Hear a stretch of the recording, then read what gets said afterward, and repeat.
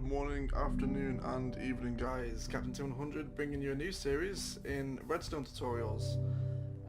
This is a special video for a friend of mine who's recently started playing Minecraft and he doesn't know a thing about Redstone, and I think a lot of the problems with the current Redstone tutorials online is they always start off assuming that people know a little bit about Redstone. So this is going to be for those people that know absolutely nothing about Redstone, about the mechanics of it, what it is.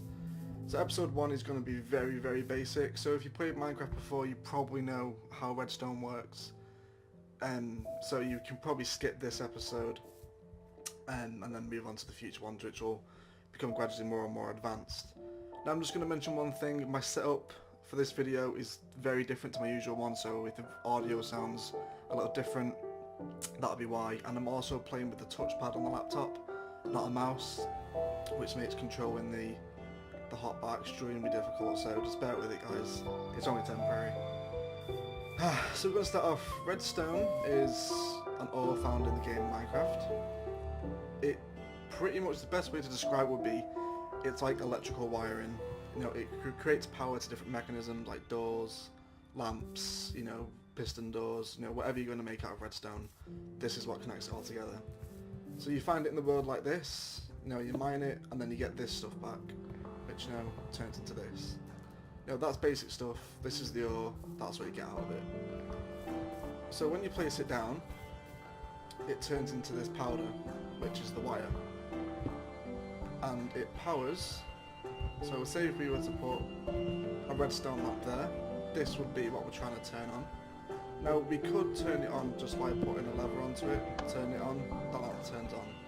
Now that also sends a signal down to it, but that's not what you want to do, because putting a lever on the side of it makes it look ugly, and it defeats the point of trying to make it look hidden with the redstone. So if we were to put it here, and then you turn that, the power travels down the redstone wiring, and then into the lamp to turn it on. Then turn that off again, and vice versa. Now there's different ones, such as a button. Now a button just gives a timed pulse. Now this is where you press it, and then it turns off again. So there's different ways to control the signal. So if you want the signal to stay consistent, you use the redstone, oh buddy, what we're doing. You use the lever. Oh god, this mouse pad. You use the lever to keep it turned on all the time. Now another thing you can do is a pressure plate. Now this does exactly what it says on the tin. You stand on it, put pressure on it, it sends the signal, turns the lamp on, come off it, and it turns off. So, and then if you just want a consistent signal, then a redstone torch will provide it. So simple stuff.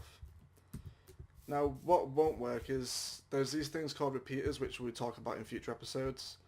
So you can see here, redstone will run a total of 15 blocks from the source, which would, in this case, would be the redstone torch.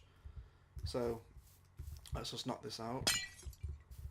So here we've got 1, 2, 3, 4, 5, 6, 7, 8, 9, 10, 11, 12, 13, 14, 15, and there. You can see here that the signal is dead.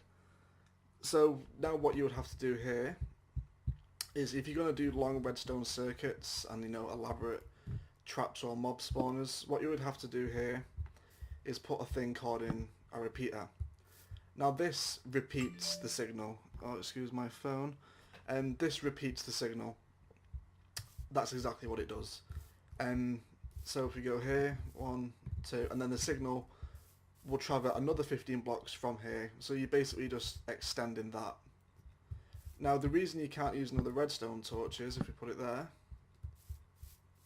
then you cannot control the amount of ticks, which you'll know, we'll talk about all the kind of redstone lingo in future episodes. But this is really just a basic kind of kickstarter for people that know nothing about redstone. So jump into a creative world, see what you can do with it, and then you know, just mess around with some things. You know, you can use it with, you know, doors. You can lock hoppers with it. You know, fire stuff from dispensers, ignite TNT, extend pistons. You know, you can create street lamps with the daylight sensors, and there's really endless possibilities of what you can end up doing with it. And it's a good mechanic to learn, but you know, it's pretty good, and if you do get into it, you know, it can really add a whole new kind of element of gameplay to Minecraft. So, yeah, this has been episode 1.